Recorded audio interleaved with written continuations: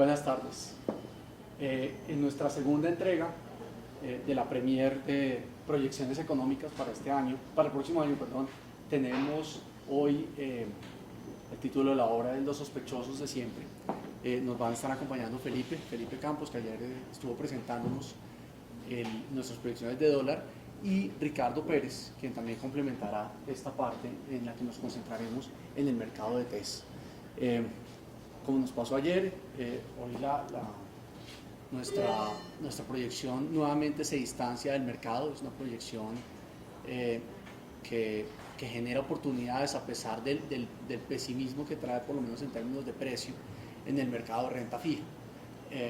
Y bueno, no siendo más, los dejo en compañía de Felipe. Muchas gracias. Muy buenas tardes a todos, bienvenidos a nuestra segunda presentación.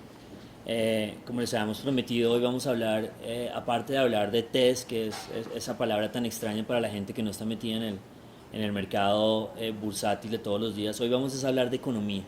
Vamos a hablar de nuevo como de economía de largo plazo, hacia dónde va Colombia, de qué es lo que uno debería estar discutiendo acerca de Colombia, si debería estar discutiendo las reformas tributarias y lo que va a pasar con el crecimiento del próximo año, o si de repente hay algo más global pasando. Y estos son como eventos de corto plazo que no van a afectar lo importante que es lo de largo plazo, y es que se vienen unos años difíciles. Entonces, si tenemos que pensar en cuál va a ser el mensaje de esta presentación, probablemente es el mensaje más negativo de las tres que vamos a tener estos 3 días, digamos. Porque la de ayer hablábamos de algunas oportunidades, una oportunidad inmensa que se puede generar con el dólar una vez el dólar haya subido y cuando el petróleo haya caído, que era parte del mensaje de corto plazo de ayer. Hoy vamos a hablar de un tono como más negativo acerca de la economía, y siempre resaltándole a la gente que las crisis bursátiles se acaban primero que las crisis económicas, y lo que hemos vivido en los últimos años es una crisis bursátil. Entonces, lo que hablamos ayer del dólar y lo que vamos a hablar mañana de acciones va a tener siempre un tono más positivo que lo que vamos a hablar de la economía, en el que siempre guardamos como una percepción negativa de mediano plazo. Entonces, como siempre, como les mostré ayer, lo primero es hablar un poquito sobre nuestros pronósticos. Acuérdense que este es nuestro mapa de trabajo, lo que les hemos estado diciendo, qué dijimos en el 2015 y ahora qué vamos a decir en el 2016. Ya ustedes saben el tema del dólar, hay unas cosas que no les voy a hablar porque las vamos a hablar mañana, pero particularmente Alianza hizo las cosas este año en cuanto a inflación y renta fija muy bien y muy mal. Muy bien porque fuimos la única firma que pensó que la inflación podía doblarse. Dado que tenemos una visión de dólar tan alcista, le dijimos a la gente la inflación cuando estaba en el 2 va a ir al 4 y va a ir al 4,5, y fuimos los únicos que estábamos insistentes en el tema de la inflación, lo cual fue muy bueno, pero al mismo tiempo muy malo, porque si nosotros éramos la firma que veíamos el dólar a 3.000, pues debimos pensar que la inflación iba a ir más arriba del 4,5, y ese, si ustedes se dan cuenta, en todo ese mapa de proyecciones fue el error de nosotros de este año. El año pasado también en nuestro mapa de predicciones del 2014 cometimos un par de errores de las 10 o 12 predicciones que se hicieron. Vamos a tratar la próxima vez de no hacerlo, pero eso digamos que ya se sale de las manos con tantas variables cambiando. Entonces, ¿qué se dijo bien este año? Para resumir, la mitad del año estuvo muy bien en inflación, la segunda mitad no, y cuando hablo de la segunda mitad es 2 meses que nos quedamos congelados pensando en si íbamos a cambiar o no nuestra predicción de inflación.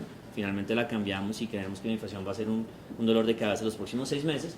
Pero paralelamente también este año hablamos de un gran problema que hay en el perfil de riesgo del gobierno, o en palabras sencillas, la tasa a la que se financia el gobierno y en general todos los títulos en Colombia de 5 o 10 años son tasas muy bajitas para lo que nosotros creemos que está pasando con los ingresos del gobierno y en general de los ingresos de los países de la región.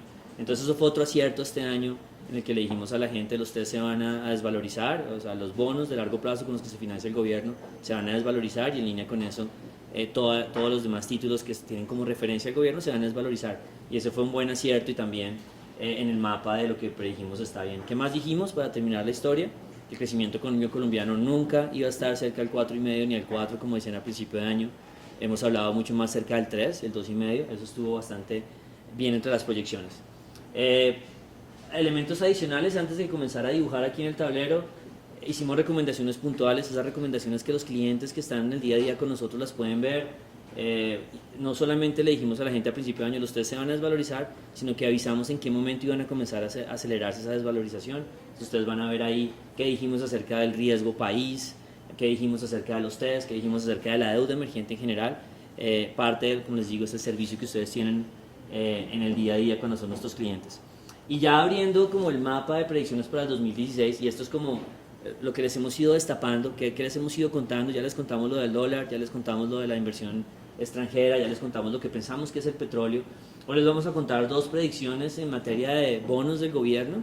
Nuestra percepción es que todos los bonos se van a desvalorizar o se van a continuar desvalorizándose, porque eso fue lo que pasó este año. Entonces va a ser como para la gente que piensa en créditos de corto plazo va a tener unas tasas subiendo, y para la gente que tiene inversiones de largo plazo va a tener también unas tasas desvalorizándose. Acuérdense que los títulos, los bonos, se desvalorizan cuando la tasa sube, el precio cae.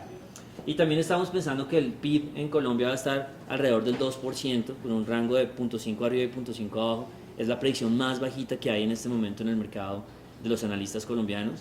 Pero yo quisiera ahora, cuando esté dibujándoles algunas cosas, mostrarles que no es tanto lo que uno piensa que va a pasar con el crecimiento económico el próximo año, es más lo que uno piensa que va a pasar los próximos 2 o 3 años. Y ahí está el secreto, digamos. Es tratar de transmitirles que no es un año y ya, 2 años y ya. Estas crisis de materias primas se reflejan en un crecimiento económico bajito durante mucho tiempo, y ese quisiera yo que fuera el mensaje principal. Entonces vamos a pasar de una vez al mismo pedazo que pasamos ayer, y es un dibujito que si con ese dibujito se quedan y ya se desconectan los próximos 5 minutos, creo que es bien, creo que es suficiente el mensaje que ustedes van a tener ahí. Entonces vamos a volver a contarles una teoría. Esta vez se va a llamar la teoría Alianza de Crecimiento. Lo voy a poner acá pi para no demorarme un tanto. Pues básicamente lo que nosotros les hemos dicho es siempre va a ser el mismo, digamos que la misma base de trabajo, siempre es lo que uno va a tener en la cabeza es el petróleo. Es todo para Colombia, es todo para el dólar, es todo para el mundo en general, pero para nosotros es mucho más importante. Entonces los que estuvieron conectados ayer se van a acordar de este dibujito, los que están nuevos yo se los voy a contar rápidamente. Pero básicamente lo que le hemos explicado a la gente es que históricamente siempre, 100% de las veces cuando el petróleo cae, se queda abajo mucho tiempo y se queda haciendo como un complemento muy plano, que es el elemento clave que nosotros les concluimos que por eso el dólar iba a estar subiendo durante 3 o 4 años, porque se queda mucho tiempo allá abajo. Entonces, si ustedes nos creen que este es el petróleo, ahora voy a tratar de conectar eso con una teoría de crecimiento económico. Entonces, la teoría no está sencilla, es que el petróleo no va a subir de 60, y si sube de 60 va a ser poquito, y si baja de 30 va a ser poquito, por eso es el comportamiento. Adicionalmente les dijimos que nosotros creíamos que estábamos aquí en este momento, que esta era la situación colombiana en este momento. Entonces estamos digamos en la primera bajada de una montaña rusa que va a durar muchos años, pero que cuando uno está en la parte de abajo de la montaña rusa le interesa coger el riesgo de la subida, le interesa coger esta subida que en palabras sencillas es cuando está uno bien abajo en petróleo le gustaría vender dólar, por ejemplo, a un dólar a 3.500 puede ser interesante venderlo, y les gusta comprar acciones y todo lo que venga adelante. Pero también dijimos que el punto B, cuando se acaba esta crisis, que sería este de acá, puede durar por lo menos 5 años, que es como lo mínimo que ha durado históricamente. Puede ser mucho más, pero estamos hablando de 5 años. Esta es la historia que ustedes ya saben, y nosotros la conectábamos con una tasa de cambio subiendo todo el tiempo. Pero ahora lo quisiera conectar con el tema de crecimiento económico y como transmitirles algo que nos deja bastante preocupados en cuanto al mensaje que se está dando en crecimiento económico en Colombia. Entonces, básicamente, ¿qué es lo que pasó en Colombia y en el mundo? Que el petróleo antes era 100 y ahora es 40. Inmediatamente lo que uno dice es, bueno, Colombia como país petrolero no le va a ir muy bien en esta situación. Eso ni siquiera lo dijeron al principio de año tan convencidos, pero ya la gente lo está entendiendo. Sin embargo, el problema es que lo que hizo el crecimiento económico de Colombia fue hacer una bajada inicial que antes estaba en 4.6%, y espero que los números se alcancen a ver algo, pero yo lo digo duro pues, y ahora probablemente terminemos este año cerca del 3%. El problema digamos de lo que está pasando aquí, ya una caída de 4.6 a 3 es inmensa, ya uno debería estar preocupado, pero el mensaje que estamos recibiendo en general de los economistas es, la sacamos barata. Si el petróleo se cayó todo esto y Colombia está creciendo al 3, y si le agregamos que los vecinos están creciendo abajo del 3, pues estamos súper bien. Colombia está en una situación muy buena. Sin embargo, lo que nosotros hemos visto en la historia de estas crisis, 80s y 90s, siempre les he repetido ese tema, y lo que acabamos de ver, cómo los vecinos les pegó la caída de materias primas, la historia no termina acá. La historia que continúa es que si el petróleo no se recupera de estos rangos que nosotros planteamos, entonces el próximo año puede ser un año que no se mueva mucho, que sea muy cerca al 2,5 o al 3, o el otro año podría ser parecido, y el otro año cae a lo que es el fin del ciclo, que puede ser un 1 o un 0, lo que ustedes se imaginen pero no es un 2 o un 3 arriba, es bien bajito. Entonces, esto es lo que sucede cuando uno tiene un petróleo abajo durante mucho tiempo. La crisis se vuelve larga. Y esto es exactamente lo que pasó en los 80s y 90s. Yo, como les decía ayer, yo puedo cambiar básicamente este eje y ponerles acá algo así como, ahorita los vamos a ver mejor cuando les muestre dibujos mejores que los míos, pero lo podemos ver así, y puedo ponerle fechas como 83, 88, o puedo cambiar las fechas para algo que lo haya visto alguien más reciente, alguien que vivió los 90s. Yo aquí puedo poner 95 y aquí puedo poner 99, y este fue el crecimiento colombiano. El petróleo se cayó, se quedó abajo mucho tiempo, y nosotros no nos caemos de 5 a 0, eso no pasa. Uno cae de 5 a 3 y se queda quieto un rato, y eventualmente, dado que el petróleo nunca rebota, termina tocando piso muy adelante. ¿Qué pasó en Colombia en la época del 95 al 99? Que aquí en el 95 Colombia era grado de inversión y en el 99 ya no era grado de inversión. Entonces hay otro elemento que se suma a la situación ya particular de la renta fija, es que en este periodo largo, esto es más bien una maratón, no es un sprint, uno puede terminar perdiendo el grado de inversión, y lo más seguro es que lo haga, pero no, el timing es, el momento en que lo va a perder, pues lo vamos viviendo en el tiempo. Y si yo, para terminar con este tema del tablero, le quito estos ejes y no digo 1995 y 1999, sino digo 2011 y digo 2015, y dejo de decir que esto es petróleo, sino es cualquier materia prima, el cobre o cualquiera de esas otras materias primas que cayeron mucho antes que el petróleo. Este PIB es el PIB que acaba de hacer todos nuestros vecinos. Entonces, ojo que esto es muy importante. Colombia está en el punto A de la crisis, pero nuestros vecinos, Chile, Perú, cualquier emergente que se imagine, en Brasil, el punto A en el que están ellos es por aquí. Nuestros vecinos llevan con una caída de las materias primas 3 o 4 años, y por eso su crecimiento ya está cercano o ya bordeó el 0%. Esa es la diferencia entre Colombia y sus vecinos, que mientras a nosotros se nos acaba de caer la materia prima, a nuestros vecinos se les cayó hace 3 años, por eso están tan adelantados en temas de crecimiento, y eso es negativo, por eso están tan abajo en temas de crecimiento. Entonces, cuando uno compara Colombia con los vecinos y siente que eso es un buen mensaje, tiene que tener cuidado, porque imagínense que son aviones que están aterrizando, y lo que nos están diciendo en general los economistas es que bien que la plataforma de aterrizaje de Colombia es mucho más alta que la plataforma de aterrizaje de los vecinos. Ellos llegaron al 0 y nosotros nos quedamos en el 3, pero es diferente, no es que aterricemos al tiempo. Colombia apenas está tomando vuelo para buscar la pista de aterrizaje, pero está siguiendo el mismo camino que los vecinos. Cuando Chile se le cayó el petróleo el primer año, el cobre, perdón, el primer año, Chile cayó al 3%, no cayó al 0 o al 1. Lo que pasa es que a lo largo de la crisis hace que sea más complicado el crecimiento en el largo plazo. El mensaje aquí, o lo importante del mensaje es: las crisis son largas. Nosotros estamos muy preocupados por el crecimiento del 2016, deberíamos estar preocupados por el crecimiento de los próximos 3 años, y saber cuándo va a rebotar eso. Entonces ahora vamos a seguir a la siguiente parte, que es hablarles un poquito de test, pero también vamos a iniciar como iniciamos ayer, y es tratando de resaltar esas frases que no salieron este año, y como les hemos dicho nosotros, como economistas o como gente que pronostica, nos podemos equivocar en los eventos grandes que son aleatorios. Podemos no habernos dado cuenta que el petróleo se iba a caer, pero no podemos equivocarnos interpretando lo que pasa ya cuando el petróleo ha caído. Podemos pensar que la Fed no va a subir tasas, pero no podemos equivocarnos en interpretar qué pasa si la Fed no sube tasas. Entonces, lo que hemos dicho nosotros de error tipo 1 y tipo 2. Tipo 1 es el tema aleatorio, y lo malo es que ustedes nunca van a poder diferenciar entre cuál es el economista que hace ese error de que simplemente no pudo ver que el petróleo iba a caer, que es muy difícil darse cuenta, y el economista que se está equivocando es uniendo puntos, tejiendo. Ahí es donde uno debe tratar de no equivocarse. Entonces, ¿qué nos dijeron el año pasado que no pasó? Nos dijeron que la caída del petróleo no iba a afectar el crecimiento económico colombiano, y ya el petróleo se había caído cuando los pronósticos estaban al 4%. Ahora los pronósticos más optimistas hablan del 3%. ¿Qué nos decían a principio de año? Nos decían: el sector petrolero no es tan grande en Colombia, es solo el 8% del PIB, sin darse cuenta que el sector petrolero está clarísimo, es el que trae los flujos de inversión, está conectado en los ingresos del gobierno, y está conectado con muchísimos más sectores que son aparte del tema petrolero. Entonces ese fue uno de los elementos que nosotros resaltábamos y decíamos, ayer también lo hablábamos un poco. No hemos visto una sola situación en que la caída del petróleo no traiga una recesión en Latinoamérica, y que no traiga una desaceleración en Colombia, como se los va a mostrar ahorita más adelante. Entonces, sobre el petróleo, los argumentos del principio de año no fueron tan buenos como resultó pasando. ¿Qué más nos dijeron? Nos han dicho que sobre la economía siempre es bueno lo que le está pasando a Colombia, siempre y cuando o por lo menos en términos relativos, se vea mejor que los países vecinos. Eso ya traté de respondérselos ahí. El hecho de que nosotros nos sigamos comparando con los países vecinos es un riesgo inmenso, porque ellos ya bajaron y de hecho ya Chile y Perú están comenzando a rebotar. Si seguimos creyendo que ese es el argumento clave para vender a Colombia, entonces en algún momento vamos a tener a Colombia al 2.5 y vamos a tener a Perú, a Chile al 3, al 3.5 y se va a perder ese caballito de batalla que al final es algo muy relativo, ¿no? Porque al final a nosotros no nos importa pues si los vecinos están peores o mejores, pero los vecinos sí sirven como una ruta, como una hoja de ruta para el país. Y pues lo que le estamos diciendo es la hoja de ruta está perfecta y los vecinos, lo que le pasó a los vecinos nos va a pasar a nosotros, solo déle tiempo al petróleo estando allá abajo.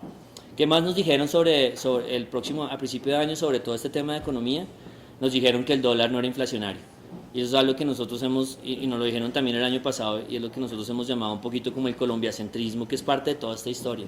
Es seguir insistiendo que lo que le pasa a los vecinos no nos va a pasar a nosotros. Entonces, en algún momento el dólar nunca se iba a subir, pero después de que el dólar se subió, el dólar no va a generar inflación, ya generó inflación, el petróleo no va a generar desaceleración económica. Es seguir insistiendo en argumentos en que uno ya ha visto la prueba al lado en los vecinos, es seguir pensando en que somos diferentes, y Colombia, si acaso, es un país perfectamente ejemplo de un país emergente que depende de materias primas. Y adicionalmente, sobre el Banco de la República, nos dijeron que si los factores que iban a generar inflación, acuérdense que la inflación en Colombia le están generando dos elementos, el fenómeno del Niño y el dólar, nos dijeron que si eran factores de ese estilo, que eran temporales, el Banco de la República no debería actuar. Y eso es algo que nosotros incluso también lo dijimos. Eso es uno, digamos, ahí en esos frases de principio de año que no funcionaron, nos anotamos nosotros con esa. Y el punto aquí importante es que ustedes recuerden que durante los últimos 8 o 10 años la inflación en Colombia siempre se ha movido por temas temporales. Entonces, aquí es donde uno debería decir, ¿importa o no el tema temporal? Pues importa un montón. Si el tema temporal dura 2 o 3 años, pues ya se vuelve permanente. 2 o 3 años de inflación subiendo le cambia las expectativas a cualquier persona. Entonces, ahora que hay una discusión tan grande si el Banco de la República debería o no subir tasas, como que la discusión es, el banco las va a seguir subiendo si la inflación sigue subiendo, no importa que sean factores temporales. Y un bono dentro de esas frases que no salieron, pues una autocrítica a nosotros. Si usted ve el dólar a 3.000, el IPC no iba a parar, la inflación colombiana no iba a parar en el 4.5, y eso es una autocrítica pues, pero nosotros en su momento pensamos que ya había sido el descuento completo. Entonces bueno, vamos a hablar un poquito más de otros temas, un poquito de historia, y aquí yo les decía ayer, mire, la economía está, y ustedes ya lo deberían saber, está lejos de ser inventada. La economía vamos pasito a pasito tratando de entenderla. Mucho de lo que se conoce de economía es en un tablero, luego hay que dudar un montón, pues si son ecuaciones no sabemos si eso va a ser en la realidad, y el otro pedazo es historia. Eso es lo único que tenemos nosotros para construir la economía. El resto, como les decía en la parte pasada, las frases que suenan bonito y que suenan razonables, hay que siempre mirar si tienen sustento. Y eso es lo que nosotros hemos hablado un poco de Colombia.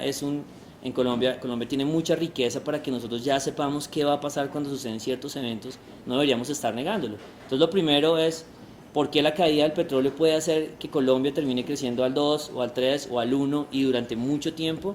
Porque siempre ha hecho lo mismo. Entonces en ese primer gráfico que ustedes están viendo ahí tienen el PIB colombiano durante 40 años, que es la línea negra, y ahí abajo tienen los diferentes valorizaciones y desvalorizaciones de las materias primas. Acuérdense que Colombia antes era cafetera y después se volvió petrolera. Pero ustedes lo que pueden ver ahí es que cada boom de crecimiento económico y cada crisis de crecimiento económico ha sido traído por un boom en la materia prima que vendemos y una caída. O sea que cuando usted ya sabe a principios del 2015 que el petróleo se ha caído 50%, usted ya sabe que se acabó el ciclo económico en Colombia. Y un ciclo económico en Colombia, ¿cómo se acaba? O en cualquier país del mundo, se acaba con un 1 o con un 0 o con un -1, pero no se acaba con un 3,5 o con un 4. Entonces aquí el mensaje es, ¿por qué el petróleo puede hacer que Colombia crezca cerca al 2 o al 1 y probablemente más abajo en un tiempo, en el futuro? Pues en este momento no lo sabemos, porque siempre ha sido así. Siempre que ha caído la materia prima cae y se queda allá abajo y genera un ciclo completo en Colombia. Entonces, número uno, ¿qué pasa con la historia? Que la historia muestra que deberíamos estar muy pendientes de la caída del petróleo, no solamente para predecir la economía del próximo año, sino los próximos años van a ser de un crecimiento regular, pues. El elemento positivo, como les decía, es que esto lo ha estado avisando el mercado bursátil colombiano hace mucho tiempo. Esa crisis que hemos vivido en temas bursátiles son alarmas, el hecho de que el dólar esté en 3.000 son alarmas que han estado diciendo algo en el futuro va a pasar en temas de crecimiento económico. ¿Que va a ser el fin del mundo? No, pues ustedes ven a Chile y a Perú, no es el fin del mundo, pero por supuesto es diferente pensar que la economía va a crecer al 4 en el próximo año o en los próximos 2 años, a pensar que va a crecer más bien cerca al 2. Uno genera totalmente un plan de juego diferente y aprovecha que si uno tiene la razón, pues va a estar mejor preparado para el futuro. ¿Qué más tenemos como de mensaje en cuanto a qué va a ser el crecimiento económico en Colombia? Bueno, ya les dije, la historia ha sido así, pero adicionalmente, como uno no tiene ese laboratorio donde uno mezcla líquido verde con líquido azul y mira qué sale, eso no pasa en la economía, entonces uno tiene que seguir mirando eventos. Entonces, para el que le quede la duda de si el petróleo puede desacelerar la economía colombiana, entonces uno mira qué pasó con la caída de materias primas hace 3 años y ve qué le pasó a los países vecinos. Entonces, cuando uno se da cuenta que Brasil está creciendo lo que está creciendo, que es menos 2 y pico, y si uno ve lo que está creciendo Chile o lo que creció Perú, ahí tiene el experimento perfecto. Uno ya pudo mezclar los dos líquidos y ya sabe qué pasa cuando la materia prima cae y se queda abajo. Entonces, en el siguiente slide, lo que uno se da cuenta es que esa separación entre Colombia y los países vecinos, ahí es un slide con muchas gráficas, con muchas líneas, pues, pero básicamente es mostrarles que el PIB colombiano frente al chileno, frente al brasilero, frente al chino, nunca se ha separado del ciclo de todo el resto de países hasta los últimos 3 o 4 años. Y ya les dije por cuál fue la razón, que las materias primas se cayeron, pero no el petróleo. El petróleo solo se cae en el 2014. Entonces fue muy interesante porque los últimos 3 años, cuando nos preguntaban a los colombianos qué es lo que acaba de pasar, porque Colombia está creciendo mejor que los vecinos, la respuesta inmediata fue como sacar pecho y decir, es que hemos hecho las cosas muy bien, es que somos un país que ha avanzado muchísimo, pero realmente la pregunta era supremamente profunda. La pregunta era, ¿cómo es que hizo Colombia para separarse del ciclo de economías emergentes? O sea, ¿cómo hizo Colombia para volverse un Japón en los 70s o los 80s? ¿Están haciendo cohetes? ¿Están haciendo microchips? Y obviamente la respuesta era no. La respuesta era no, lo único que hicimos es que el petróleo no se ha caído. Obvio, hemos avanzado como país seguramente, pero no para ser un país mejor que Chile, pues, o que los otros vecinos que también estaban desacelerándose. Entonces la pregunta era supremamente importante y la respondimos de una forma como muy trivial. La respuesta era, por supuesto, el petróleo no se ha caído, es lo que nos mantiene separados de los vecinos. Ahora el petróleo se está cayendo, tenemos que prepararnos a esa caída del petróleo. Entonces ahí termina mi primer tema. El mensaje es, la gente está comenzando a cambiar las perspectivas de crecimiento económico. Esas son las encuestas del Banco de la República. Arrancamos el año pensando que el crecimiento del 2015 iba a ser 4.3, ya están las encuestas a 3.10, probablemente vayan a llegar a un 2.9, y todo se está pareciendo mucho a la última desaceleración económica. En la última desaceleración económica las encuestas arrancaron en 6 y después terminaron en 0. Eso es normal. Uno generalmente como economista en sus modelos no logra percibir estos choques hasta que pasan, pero lo que nosotros hemos tratado de decirle a la gente es, los modelos de los economistas van a durar, les va a tomar mucho tiempo comenzar a dar números bajitos, pero nosotros viendo la historia colombiana y la historia de los vecinos y la misma historia que estamos viviendo este año en Colombia, ya sabemos para dónde va el crecimiento económico. Y no es que vayamos a ir a -1 o a -2, eso no lo sabemos, pero va a durar varios años desacelerándose, varios años sin un crecimiento fuerte. La primera historia es esa. La segunda historia es comenzar a hablar un poquito de rating en Colombia, y son cosas que nosotros hemos estado hablando hace un año, año y medio, cuando pues, a toda la gente le parecía increíble que un analista local estuviera hablando de rating en Colombia cuando el petróleo estaba en 100. Entonces nosotros hemos contado una historia y lo hemos llamado, y ese es el título que van a tener nuestras presentaciones todo el 2016, que se va a llamar La crisis de las ranas. Básicamente lo que hemos insistido, y este ejemplo muchos de ustedes ya lo habrán oído y de nosotros lo habrán oído varias veces, y hemos tratado de hacer ese paralelo. Acuérdense la historia de que si usted trata de cocinar una rana y la bota en agua hirviendo, la rana no se va a dejar cocinar, va a saltar inmediatamente, pues porque no es boba. Pero si usted mete la rana en agua fría y comienza a calentarla gradualmente, la rana pues se siente que se está bañando y termina usted con comida para el día, pues. ¿Por qué usa uno este ejemplo? Porque básicamente lo que uno trata de decirle es que el ser humano es igual. El ser humano es una rana en agua fría, que cuando hay cambios que son graduales, no se da cuenta que está cambiando el mundo, hasta que ya es muy adelante. Yo me acuerdo que hace un año la gente decía, es imposible que Colombia le vaya mal porque el petróleo está en 100. Ahora es imposible que Colombia le vaya mal porque el petróleo está en 40. Son elementos que ya la olla está bastante caliente para decir uno, preparémonos más bien y dejemos de pensar que no se van a dar las cosas, a seguir insistiendo en pues, que uno solo se está bañando y que no lo están cocinando, pues. Entonces básicamente frente a esto hay unas gráficas que nosotros mostramos a principio de año, hace casi año y medio, y era como tratar de hacerle entender a la gente que los ciclos están fuera de nuestras manos. Nosotros podemos hacer el mejor trabajo desde el punto de vista fiscal y seguramente podemos ser mejores en términos relativos que los vecinos, lo cual Colombia ha sido siempre muy juiciosa, y todo eso está bien, todo eso va a hacer que la plata que venga de inversionistas trate de buscar a Colombia como un refugio en términos relativos que el resto del mundo. Pero eso no quiere decir que no vayamos a sufrir lo que van a sufrir los vecinos. Entonces en esa gráfica nos llamaba muchísimo la atención porque pareciera que uno se la inventara, o sea, pareciera que no fuera verdad. Eso que ustedes ven ahí es el precio de las materias primas, y lo que ustedes ven ahí, esas letras que ven ahí, son las calificaciones de Brasil. Y es impresionante cómo las calificadoras casi que llegan exactamente cuando se acaba el rally. O sea, las calificadoras son muy reactivas al precio de las materias primas. Detrás de esta gráfica lo que les estoy tratando de decir es que cuando nos han premiado las calificadoras como región, ha sido solamente que lo que vendemos se valoriza mucho. Y cuando nos han castigado es porque lo que vendemos se desvaloriza mucho. Entonces, detrás de unas historias de, oiga, es que han hecho un muy buen trabajo a nivel fiscal, todo eso que puede ser verdad, lo que prima es si lo que estamos vendiendo está caro o está barato. Y ustedes se dan cuenta que Brasil inmediatamente se caen las materias primas, de una vez le van quitando la calificación. Y esta es la historia que uno tiene para Colombia, que es el siguiente slide, y es exactamente lo mismo. Colombia, como les decía, en el 93 tenía grado de inversión, en el 99 con la caída del petróleo perdió el grado de inversión y pues ahora lo tenemos de nuevo. Es muy difícil hacer un cronograma de cuándo puede un país perder el grado de inversión. Digamos que se necesita que llegue mucha información y procesarla, y además de la información que va llegando, también tratar de evaluar cómo va a reaccionar cada gobierno. O sea, lo que les estoy diciendo es supremamente complejo si uno trata de hacerlo en un Excel, cuándo es que Colombia pierde el grado de inversión o si lo puede perder. Pero si usted ve una gráfica de este estilo es bastante sencillo. Y es más, si el precio no se recupera, pues nosotros no vamos a tener el mismo nivel de riesgo que teníamos antes. Así de sencillo. Si ustedes en su casa cambian de trabajo y les están pagando la mitad del salario que les pagaban antes, el banco no les va a prestar la misma plata que les prestaba antes. Es transparente. Así usted diga que va a ahorrar muchísimo, que va a cambiar a los niños del colegio, todo está perfecto. Pero sus ingresos son la mitad. Entonces, si usted entiende eso, usted sabe que esto es un camino que no tiene mucha reversa, a no ser de que el petróleo se salga de nuestro rango y comience a contar una nueva historia, pues que no es la que en este momento está demostrando que puede contar. Entonces, y para acelerar un poquito el tema, porque quiero que oigan a Ricardo Pérez sobre el tema fiscal, lo que ha pasado finalmente, y quiero brincarme aquí unos slides, Cata, porfa, el del Brent. Básicamente, lo que ha pasado con las historias fiscales y con lo que está pasando en Colombia con la regla fiscal, que no quiero como aburrirlos mucho, porque eso es un tema relativamente complejo. El punto es que Colombia ha creado, o el gobierno colombiano ha creado como unos compromisos de gasto, asumiendo que el precio del petróleo va a ser algún precio del petróleo en el largo plazo.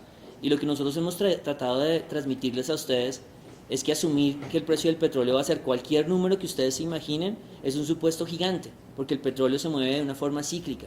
Entonces, en cualquier momento que el gobierno adquiera un compromiso con un petróleo a 100 y después el petróleo caiga a 40 y lo quiera cambiar, se le desarma todo el castillo que está armando. Entonces, en esa gráfica ustedes ven algo muy interesante. Ese es el precio del petróleo del Brent, que es básicamente el que usa Colombia. Hace solamente un año y medio, el precio de largo plazo en los proyectos que tenía el gobierno era $98 por barril en Brent.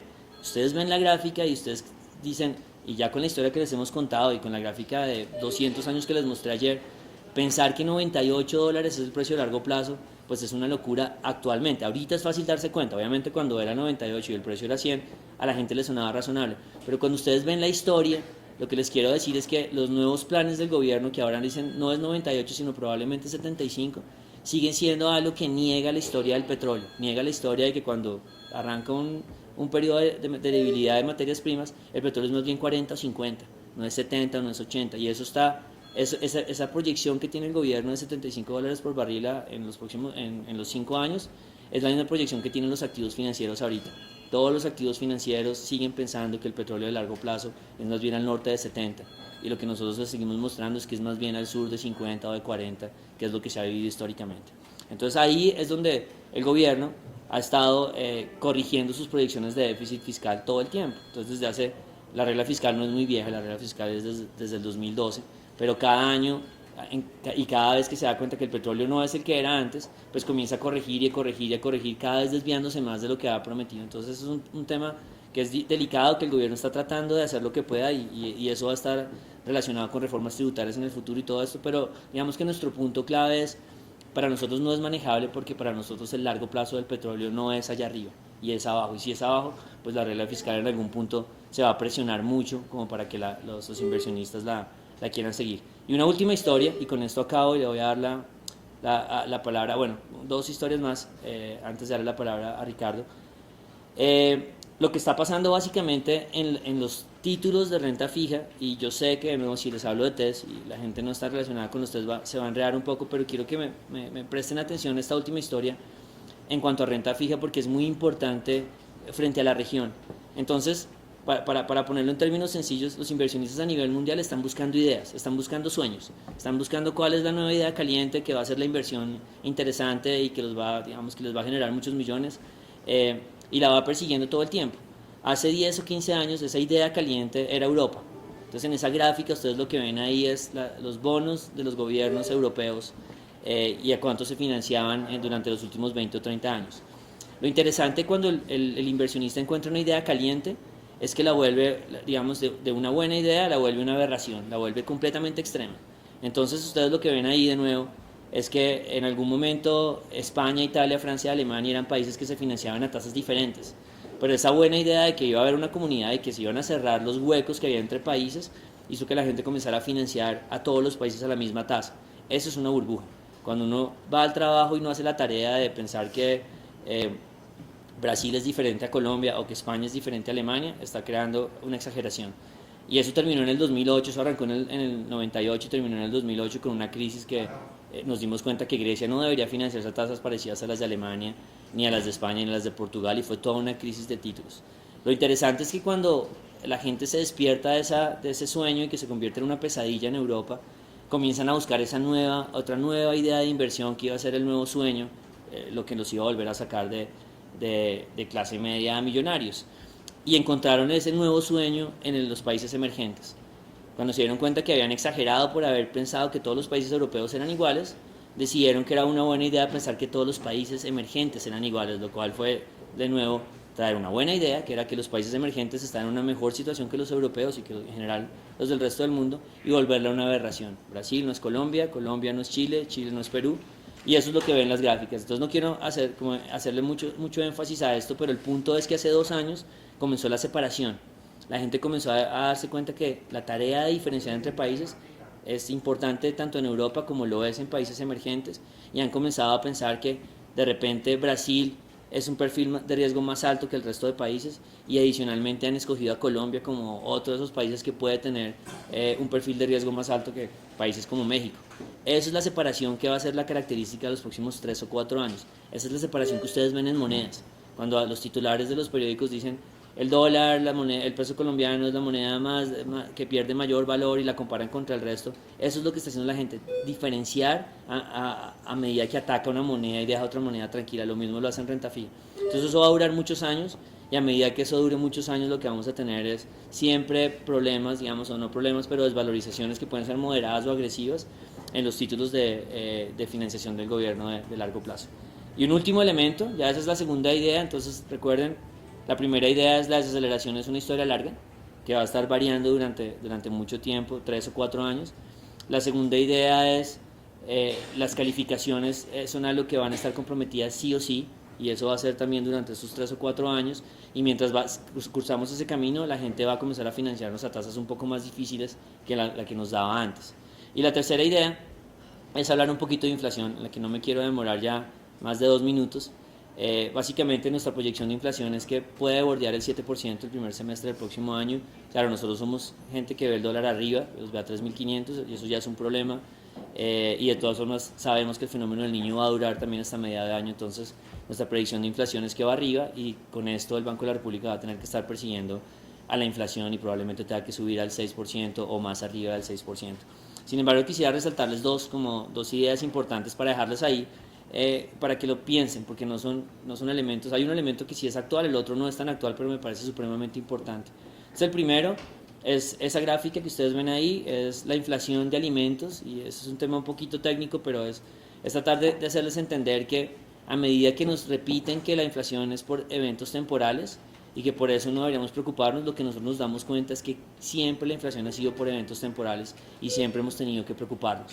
Entonces, lo que sí compartimos con el discurso oficial es que sí, la inflación en algún momento se va a tratar de moderar y puede caer pues del 7 o del 7 y pico al 5 y medio, pero realmente el problema de la inflación va a quedar ahí en el camino durante algunos años, sobre todo si uno ve que la tasa de cambio va a estar subiendo.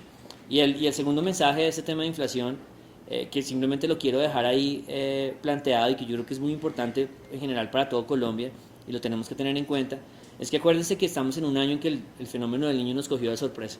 Así llevábamos 2 años hablando del niño, pero nadie sabía qué tan grave iba a ser. A hoy el fenómeno del niño es el más grave de los últimos 15 años y es top 3 en los últimos 50 años. O sea, es un fenómeno del niño bastante extremo que no va a terminar hasta mitad del próximo año. Pero el tema va mucho más allá. Lo que la gente tiene que entender es que el fenómeno de la niña, del niño, viene acompañado siempre del fenómeno de la niña. Son dos efectos que van de la mano. Y si uno tiene un fenómeno del niño fuerte, tiene un fenómeno de la niña fuerte. Y eso es lo que ustedes ven en el gráfico ahí.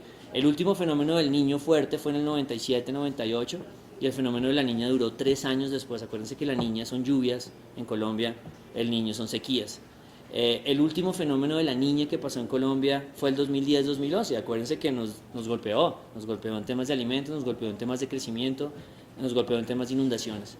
Entonces, para por primera vez o por única vez estar preparados para el futuro y dejar de hablar del fenómeno del niño, que va a ser el tema de conversación los próximos 6 meses, comencemos a pensar qué pasa si el fenómeno de la niña va a ser fuerte. Estamos preparados para un fenómeno de la niña fuerte, sabemos que eso va a afectar al crecimiento económico, sabemos que incluso eso puede afectar a inflación, pero ahora por el otro lado, por un tema de inundaciones. Entonces es un tema para que deberíamos, queremos es como que la gente esté atenta a eso y saber que este tema cíclico es bastante extremo para los dos lados. Entonces ahora le voy a pasar la palabra a Ricardo, que nos va a hablar un poquito más, para la gente que quiera saber un poquito más los números del tema fiscal en Colombia y en general el tema de crecimiento. Él nos va a ahondar un poco en ese tema.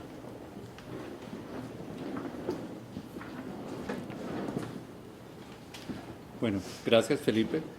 Les voy a hablar del tema fiscal. El tema fiscal es importante porque una de las tesis que tenemos en Alianza es que es muy probable que las agencias calificadoras hagan una revisión del outlook de la deuda de estable a negativo y probablemente nos bajen la calificación. Colombia en este momento es BBB estable, nosotros vemos probable que nos bajen a BBB menos. Eso generaría unas fuertes implicaciones en materia de deuda pública, específicamente hablando de TES. Y pues la historia es la siguiente.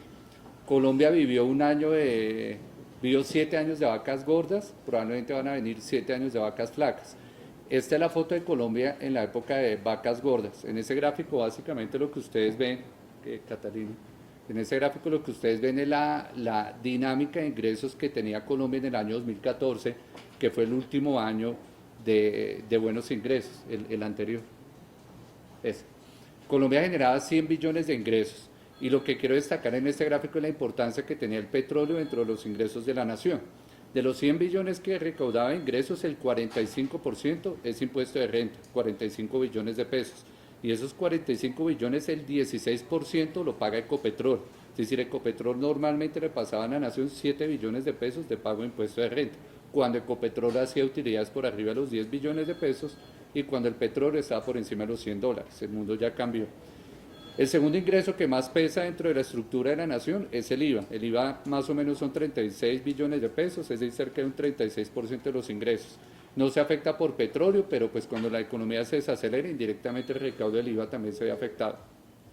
Y tercera fuente de ingresos muy importante, los dividendos que Ecopetrol le pagaba a la nación, cerca de 10 billones de pesos. Entonces, en cuentas muy generales, más o menos 17 billones de pesos, de 100 billones de pesos, dependían del petróleo.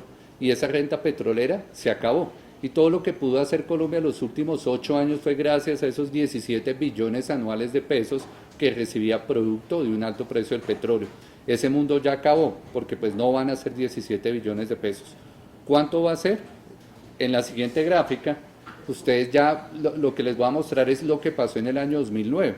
En el año 2009 el petróleo también cayó en precio, un choque externo. Después de la quiebra de Lehman Brothers el petróleo pasa de $100 a $50, dura bajo solo 4 meses, pero esos 4 meses fueron suficientes para generar un hueco de cerca de 6 billones de pesos en las finanzas públicas. En el gráfico superior, ustedes pueden ver el impuesto de renta que le pagaba Ecopetrol a la nación. Entre el 2008 y el 2009 caen 2 billones de pesos por efecto del petróleo, con un petróleo abajo solo 4 meses. Y en el gráfico de abajo ven los dividendos que Ecopetrol le pasaba a la nación. Ahí lo que analizamos es el 2010, porque los dividendos del 2010 son producto de las utilidades del 2009. Los dividendos se caen pues en cerca de 5 billones de pesos.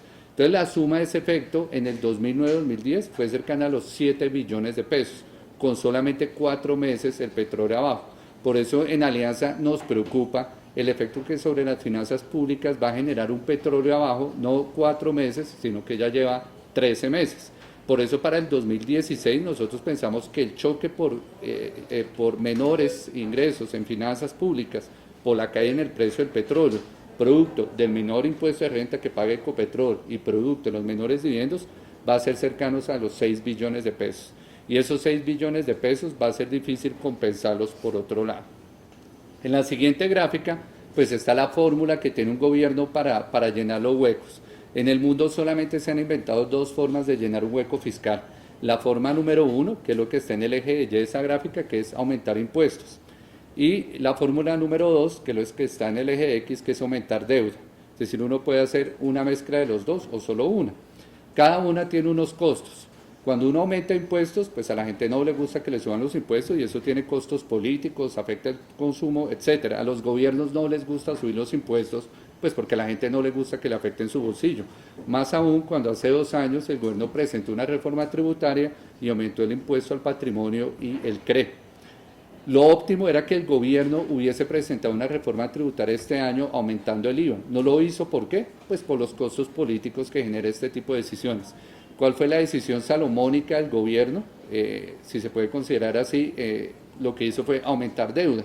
Aumentar deuda la gente no lo siente, la gente no se da cuenta que el gobierno emitió más deuda, la gente del común eso no lo afecta, pero sí afecta al gobierno porque las calificadoras les preocupa que uno empiece a aumentar su endeudamiento. Eso es normal, como si uno en la casa se le baja el sueldo a la mitad y va y le pide más plata prestada al banco. En algún momento el banco le dejar de prestar plata porque no va a poder pagar sus deudas o le aumenta mucho el costo de los intereses. Entonces, en ese sentido, el trade-off que tenía el gobierno era ese, o aumentaba el IVA o aumentaba la deuda. ¿Qué hizo el gobierno? Se definió por una solución de esquina y esa solución de esquina fue aumentar la deuda. 2 o 3 puntos del IVA hubiesen sido suficientes para conseguir cerca de 5 billones de pesos. No lo hizo este año, pero lo va a tener que hacer en algún momento. En el 2016 es muy probable o le va a tocar presentar una reforma tributaria, porque si no lo hace, va a aumentar la probabilidad que a Colombia le bajen la calificación. Adicionalmente, y está en el siguiente gráfico, la presión de gastos que tiene el gobierno por pago de deuda el próximo año son altas. Solamente en TES tiene que pagar cerca de 21 billones de pesos. 21 billones de pesos es una cifra históricamente alta. Adicionalmente, en deuda externa tiene que pagar cerca de 1.650 millones de dólares en enero del 2017. Entonces la presión de la deuda es fuerte, ya prefinanció parte del próximo año con 1.500 millones de dólares, pero le faltan 1.500. Acá mucha gente dice o sale con la teoría de que eso va a hacer caer el dólar. Eso es mentira, eso no va a hacer caer el dólar. Simplemente pues es un tema fiscal para cuadrar caja. En la siguiente diapositiva, pues ustedes ven el efecto que genera esas emisiones de deuda. El gobierno va a aumentar la emisión de TES el otro año en 4 billones de pesos, va a aumentar la emisión de deuda externa. Brasil empezó a hacer lo mismo hace algunos años y pues el resultado de eso es una relación deuda-PIB muy alta. ¿Qué es la deuda PIB? Pues es un número que entre más alto es más feo, entre más bajito pues no es tan feo. Miren en Brasil lo que pasó, la deuda como porcentaje del PIB se trepó del 62 al 70% y esa fue una de las principales razones para que las calificadoras le bajaran la calificación de BBB menos a grave inversión. Es decir, Brasil pues ya emite bonos basura. Colombia, ¿cómo está? Colombia podría estar el próximo año, de acuerdo con el gobierno, con una relación deuda-PIB del 42%, pero el tema es que cada vez que suba el dólar más, pues porque el gobierno hizo una cuenta acá con dólar por debajo de 3.000 pesos, si no estoy mal a 2.800, cada vez que el dólar sube, pues la deuda externa se le encarece por efecto de la devaluación. Y un segundo efecto, y es que si la economía crece menos, pues ese número en total va a subir. Nuestra proyección es que esa deuda como porcentaje del PIB se va a acercar al 50% el próximo año y es muy probable que las calificadoras no se queden quietas. Las calificadoras son como los profesores, revisan cómo le va al estudiante y el estudiante es Colombia. Y Colombia es un estudiante que se va a endeudar cada vez más y se endeuda cada vez más, pues lo más lógico es que nos bajen la calificación. Ese es básicamente el resumen que está acá, lo llamamos los mitos del marco fiscal del 2016 y ahí lo que vemos es que en el escenario del gobierno el déficit fiscal para el próximo año, si ustedes cogen un documento del Ministerio de Hacienda, ven el déficit fiscal alrededor del 3.6% del Producto Interno Bruto. En Alianza no creemos que se vaya a dar eso, nosotros tenemos dos escenarios, un escenario optimista y un escenario práctico. Le creemos más al práctico, que es un déficit del 4.7% del Producto Interno Bruto.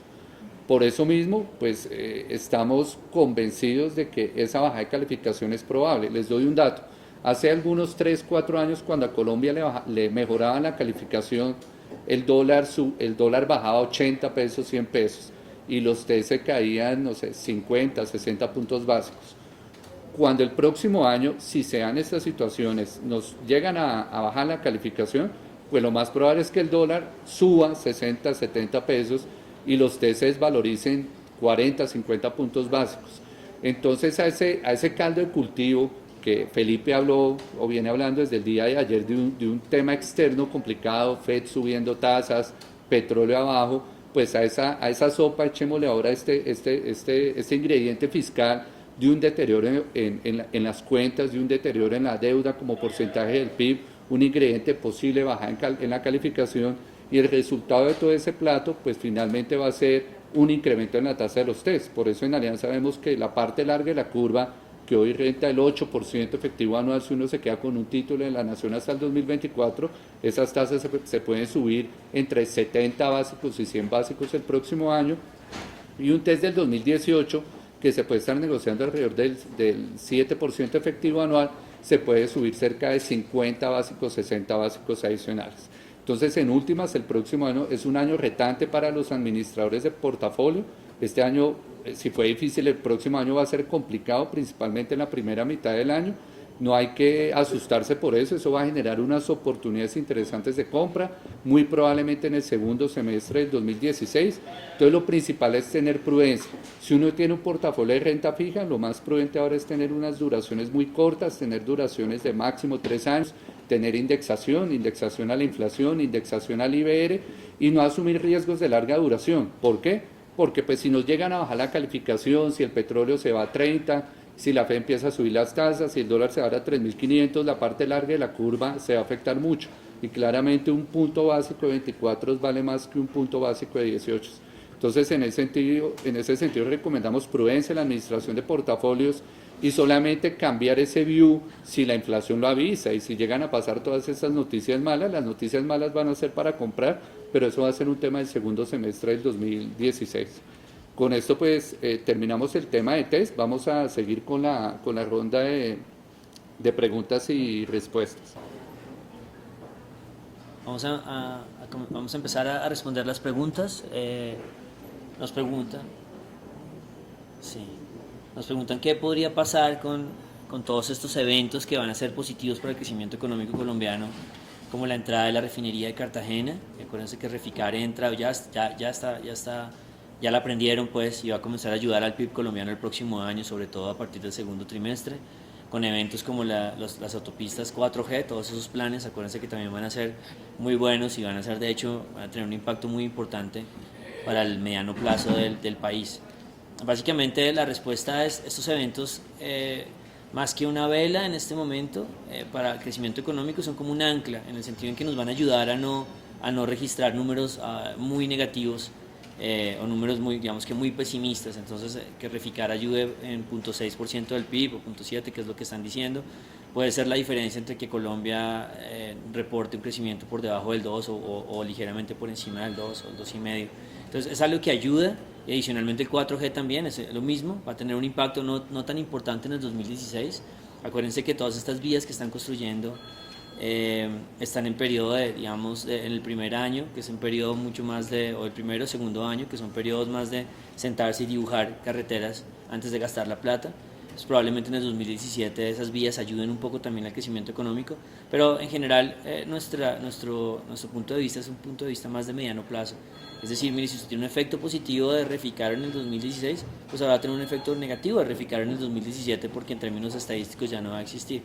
Para nosotros nos preocupa más que tratar de acertar en el nivel exacto de crecimiento de Colombia. Nuestro mensaje es un poco tenemos que acostumbrarnos a estar en esta zona durante un par de años más o 3, como les decía, más que el punto clave de si vamos a crecer 0,5% más o 0,5% menos. Y el mensaje realmente es que nosotros no vemos un rebote de crecimiento económico fuerte hasta que pase estos eventos que pueden ser, como les decía, 3 o 4 años. Nos preguntan adicionalmente qué pasa con el desempleo. Y claro, yo creo que esto es una pregunta supremamente importante, dado que ustedes acaban de ver una percepción negativa, pesimista de lo que puede pasar con la economía, no crítica, pero sí pensando en que va a ser menos dinámica de lo que estamos acostumbrados y que hemos estado acostumbrados durante los últimos 10 años. El tema de desempleo es muy particular. Por supuesto que se puede deteriorar, o debería deteriorarse, de hecho podría comenzar la tasa de desempleo a crecer un poco, pero este es uno de los indicadores, digamos, que se mueven con más lentitud. Si uno realmente quiere ver, y como siempre es bueno ver los ejemplos de los vecinos, por ejemplo la tasa de desempleo en Brasil, que ustedes ya saben cuál es la situación brasilera, y que lleva 4 años sin crisis. La tasa de desempleo se comenzó a dañar realmente en serio hace 8 meses o 10 meses. Y es el mismo mensaje, porque es la segunda pregunta que nos hacen, es también en cuanto a la vivienda. El tema de la vivienda es exactamente lo mismo. En desempleo y en vivienda, para que uno tenga pues, escenarios en los que de verdad se comience a preocupar, el escenario de desaceleración económica de un país tiene que durar mucho. Si ustedes ven la vivienda en Sao Paulo o en Moscú, que llevan de nuevo 4 años esos países en crisis, el precio de la vivienda no comenzó a caer hasta el 4.º año de la crisis. Entonces, si uno está preocupado por el tema de la vivienda, yo creo que el mensaje sería, no es grave en este momento, seguramente no puede crecer a las mismas tasas de antes, pero digamos que si se va a ver afectada ya en varios años adelante. Y si la pregunta es, oiga, ¿voy a comprar casa o no para vivir? La respuesta es siempre, si es para vivir, por supuesto que debe hacerlo, siempre va a ser mejor negocio tenerla.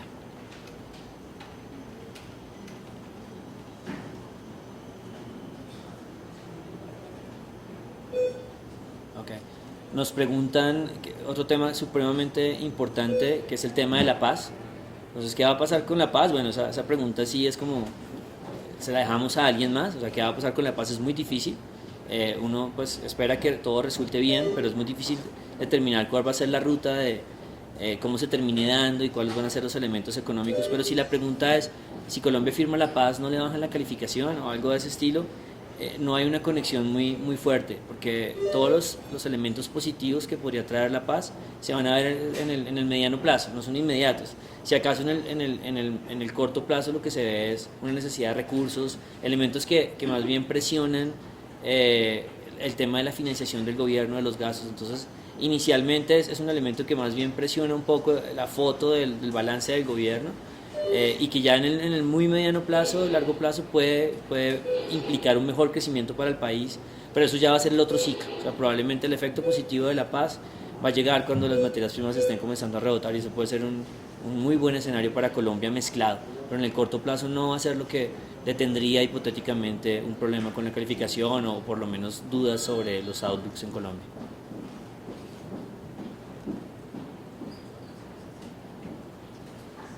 Y aquí tenemos preguntas un poquito más técnicas. Nos están diciendo que qué efecto podría tener el potencial recorte de los impuestos a los extranjeros sobre los TES. Entonces, para los que están oyendo y no entienden un poco del tema, hay una discusión importante a ver si los inversionistas, los internacionales, los extranjeros que compran títulos del gobierno colombiano, les pueden reducir la tasa de tributación que tienen, que está en el 14%, y si les pueden reducir al 4, al 7, al 0, no sabemos, que es algo que podría incentivar la inversión extranjera en portafolio para que viniera más al país. Entonces la pregunta, obviamente, la primera pregunta es como, ¿puede darse eso en el corto plazo o no? Es difícil, pues, aunque hay gente que está muy interesada en hacerlo, es difícil con el nivel de déficit en cuenta corriente que hay, eso lo agrandaría inicialmente. Adicionalmente, las mismas necesidades de financiamiento del gobierno, sería extraño bajar impuestos en esa situación. Pero vamos a pensar que sí se da. Supongamos que sí se da, entonces lo que uno tiene que pensar es qué tan qué tanto puede ser el efecto positivo dependiendo de si baja del 14% al 7 o al 6, al 4 o al 0, como lo piden. Y nosotros hemos calculado que eso puede tener un efecto de 30 o 40 puntos básicos en los test, pero dependiendo siempre en qué entorno se encuentra. Entonces, si los test terminan al 9%, la curva larga, y acuérdense, para la gente de nuevo que no esté metida en el tema, eso es una desvalorización moderada de los títulos, pues al final uno en términos netos, pues el título igual va a perder valor, aún así tengamos esa reducción de impuestos.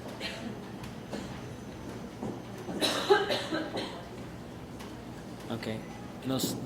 Nos hacen una pregunta también técnica, que le va a pasar la palabra a Ricardo, y es ¿cómo debería invertir uno, si uno de verdad, de todas formas, y esto es totalmente cierto, uno no puede tener un escenario negativo y pensar que entonces pone la plata debajo del colchón y simplemente no invierte, porque esto al final de cuentas es una gran oportunidad para que la gente que está invirtiendo a tasas del 5% pueda comenzar a invertir a tasas del 7 o el 8, que ya comiencen a sonar razonables. Entonces la pregunta es, ¿cómo haría uno un portafolio en este momento, dependiendo de las diferentes duraciones o vencimientos que tengan los títulos? Bueno, uno ve, por ejemplo, los portafolios de los fondos de pensiones obligatorias y le llama a uno la atención que teniendo el 35% en acciones no les ha ido mal. Recuerden que los fondos de pensiones obligatorias manejan el ahorro de cerca de 11 millones de colombianos, administran pues más de 150 billones de pesos en el tema obligatorias, y no les ha ido mal al tener el 35% en acciones porque tienen el 28% en dólar. Entonces el mensaje acá es más diversificación. Uno logra sortear estos momentos de incertidumbre es teniendo un portafolio diversificado. Entonces, si la pregunta es ¿en qué invertir? Pues para un perfil de riesgo moderado, tenga algo de dólar en su portafolio, tenga 10%, y si tiene acciones, tenga más dólar en su portafolio, porque, pues como lo vamos a ver mañana, la única forma de cubrir una caída en acciones en Colombia es estando largo en dólar. Entonces, si tienen acciones, tenga dólar, no tenga los dos activos descubiertos para el próximo año. En cuanto a renta fija, yo creo que el mensaje está claro, el mensaje es no tenga larga duración. No vale la pena comprar unos test del 2024 en estos momentos al 8. Es preferible estar invertido a 1 o 2 años en títulos indexados al IPC, al IBR, y como decía Felipe, si uno compra ese tipo de títulos, el portafolio le va a terminar rentando en pesos 7%, 7,5% efectivo anual en buenos emisores calificados AAA.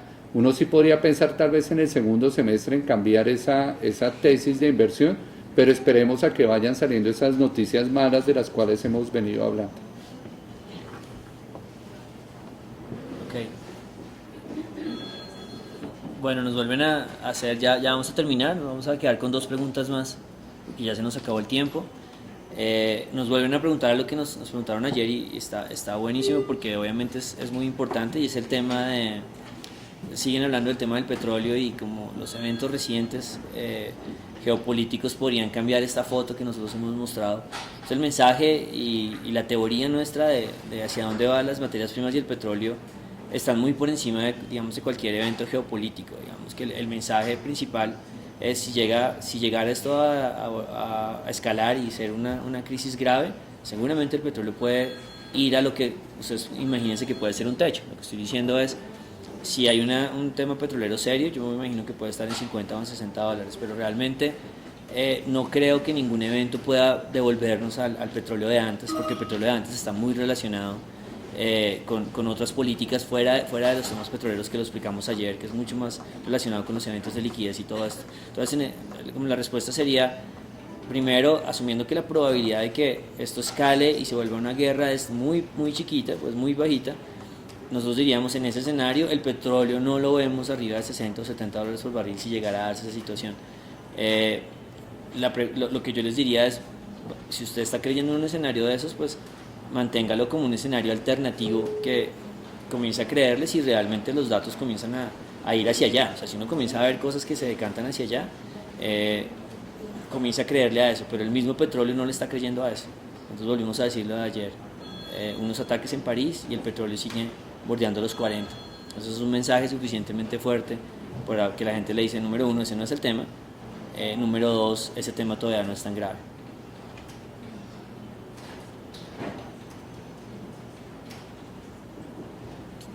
Sí, pero no, eso ya lo respondimos. Sí. Bueno, eso es. Hay otras preguntas, pero no alcanzamos. Vamos a parar ahí. El mensaje al final es, nosotros no estamos viendo como un mensaje supremamente, no queremos dar un mensaje supremamente negativo, aunque sabemos que lo estamos dando en el sentido de que creemos que vienen mayores retos para la economía y para los economistas los próximos 3 o 4 años que vienen. El mensaje sigue siendo más, van a ver, las oportunidades que se están creando son inmensas, vale la pena esperar un poquito por esas oportunidades, como lo vamos a ver mañana, como hemos dicho todo el año en acciones, en renta variable. Las oportunidades van a ser inmensas las que se están creando. Es lo mismo para el tema de los bonos, es lo mismo para el tema del dólar. La oportunidad fue total y sigue siendo. Entonces, más que uno dentro de un escenario en donde Colombia va a volver a tener un nivel mayor de riesgo como lo tenía antes, pues también va a tener un mayor nivel de retorno. Y si uno lo ve así, pues lo que se viene son cosas muy buenas en que uno va a tener portafolios que van a rentar mucho más de lo que ustedes están acostumbrados a la historia reciente, que son portafolios que no rentan más del 5, del 6% y con acciones que no rentan más del algo negativo, del 5, del 8% negativo. O sea, el mundo que nosotros pintamos, de hecho, es un mundo positivo de muy buenos retornos si uno está preparado para recibirlo. Y me quedo invitándolos para el día de mañana. Mañana cerramos con nuestra tercera presentación, en el que vamos a hablar de acciones. Básicamente lo que estamos se llama el origen, pues el nombre de la presentación, y lo que queremos es tratar de meterlos en ese mundo en el que tú llevas 5 años de un sueño inmenso en el que las acciones solo se han desvalorizado y el único cambio que tuvieron este año es que la desvalorización se aceleró más. Entonces vamos a hablar un poco de nuestra visión de las acciones, siempre desde un punto de vista como el que ustedes han visto, siempre desde un punto de vista macroeconómico, siempre tratando de ver el bosque y no los árboles. Vamos a hablar de Ecopetrol un poco, vamos a hablar un poco de Bancolombia y básicamente qué es lo que estamos viendo para el próximo año, en el que creemos de hecho que van a haber muy buenas oportunidades si uno se prepara para un principio que puede ser complicado. Eso es todo, muchísimas gracias por acompañarnos y nos vemos mañana a las 3 de la tarde.